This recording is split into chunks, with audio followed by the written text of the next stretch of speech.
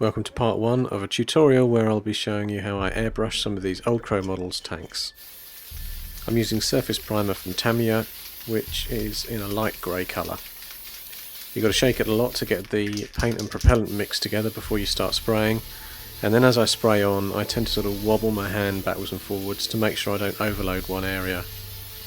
I'm sure you don't really have to wave your arm backwards and forwards like I do there, but it's just a way I've got into doing it, a habit that's formed from years of spraying. I also shake the can while I'm working just to keep that paint and propellant well mixed together. These are the Old Crow models, tracked Lancer heavy APC vehicles. The turrets are being sprayed separately.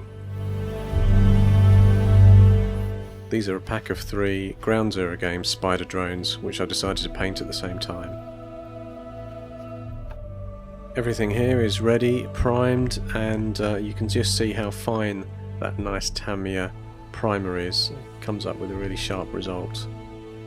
And those are those little Japanese powered armoured infantry which I painted in my last tutorial video. I've just got them in there for scale so you can see the size of these vehicles. So I'm going to use these Tamiya acrylic paints in my airbrush. This is an old pot that's been used before, so I'm just using a cocktail stick to mix up the remaining gunk at the bottom of the pot. And I'm just about to pour this down into my airbrush pot.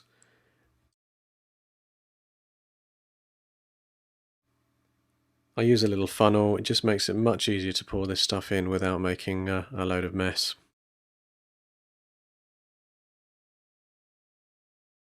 And to thin the paint down for the airbrush, I use the Tamiya acrylic thinner. I think you can pump Games Workshop, Privateer Press, or just about anything through an airbrush if you wanted to, but I tend to use the Tamiya just because it's what I'm used to and I can get consistent results with it. I'm not very scientific when it comes to how much of that thinner I put in there.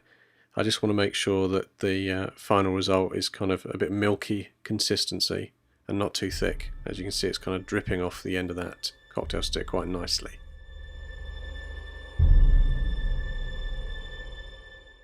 So here's a tank popsicle ready to go. I've used some of the white tack or Blu-Tac, however you want to call it, on the bottom of those so that it sticks them on the stick nicely.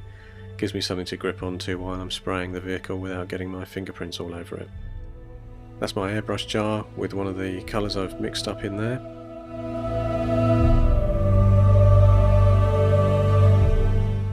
This airbrush jar has a small tube in there which drops down into the paint to ensure that it's sucked up while you're spraying with the airbrush.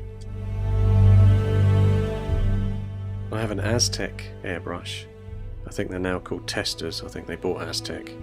And this is a very small nozzle. It's the smallest one in my set, which I use for spraying tanks and small vehicles. The Aztek brush itself has a plastic body and this kind of convenient way where you screw the nozzles into the end, so for cleaning I tend to just unscrew that nozzle and drop it into some cleaning fluid in between spray jobs. I'm using it with a physical compressor rather than a can of air. It's just a lot more reliable, you get less splattering when you use a proper compressor. This one I got from Hobbycraft in the UK, which is kind of around the sort of $100 mark. Setting up your airbrush takes time. You've got to get your spray booth, you've got to get somewhere nice where you've got some good ventilation. So when I'm doing that I tend to get a couple of jars of paint ready, so I'm not halfway through a job and then having to run inside to mix up some new paint.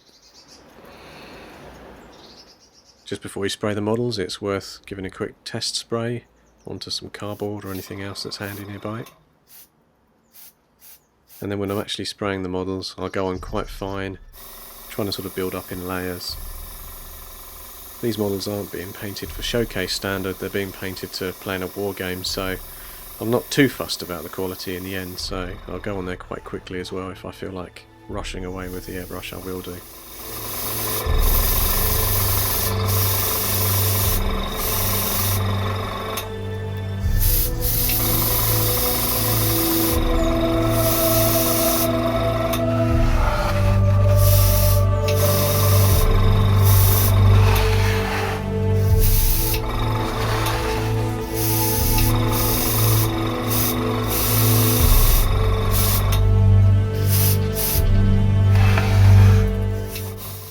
When you're painting multiple models for an army in a war game, it just makes sense to use an airbrush for large vehicles like this, because you can really cover the large surface areas quickly and get the job done with a nice smooth finish. Painting on large areas I always find a real pain, because I tend to lose my way a bit and the paint will get a bit thick or too thin and it looks a bit scrappy.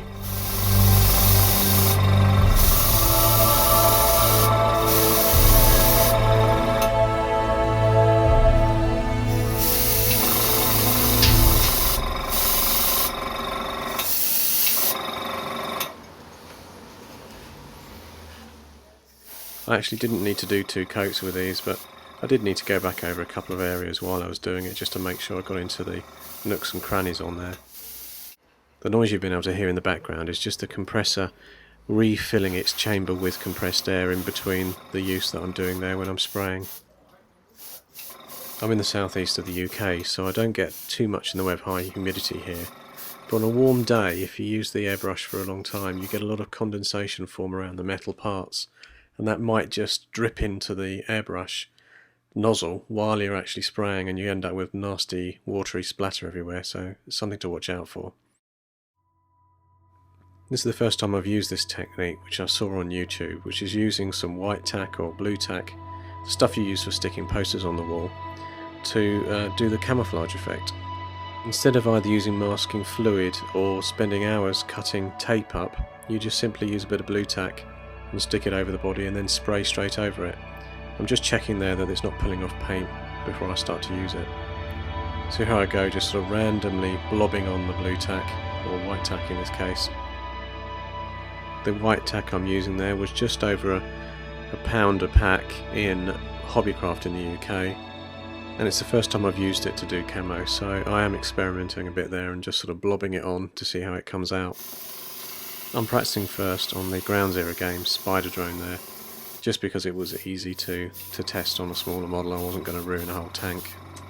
Because I've changed the paint now to a sort of desert sandy colour, I've made sure first that the correct colour's coming through the airbrush. I didn't actually clean the airbrush between paints because I wasn't too worried about the mixing, because the colours are quite similar.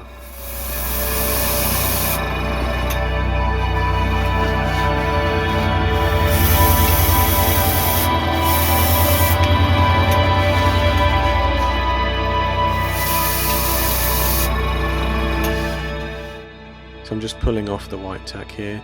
Occasionally it leaves a very tiny white speck of material behind. You can actually use another blob of clean white tack to dab it on there, and that'll pull off any last flecks that are left on there. So I was happy with the result. It's a reasonable two-tone, so I'm going to do the same on this armoured personnel carrier.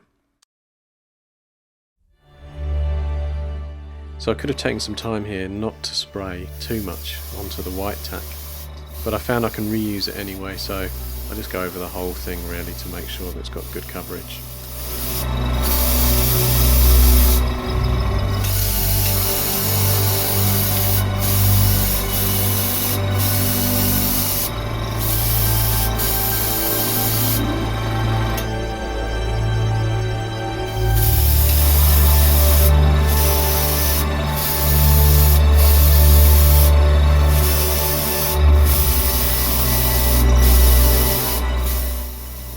Actually, it would also be a bit of a pain if you were taking lots of care at this stage. It would slow you down if you're taking care not to get onto that white tack.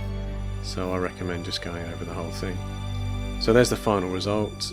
It's not bad two-tone camo in my mind, sort of mixed between desert and green looking. In part 2 of this video I'll be weathering them, adding some paint details and decals to them to finish them off. So thanks for viewing, and please check out part 2.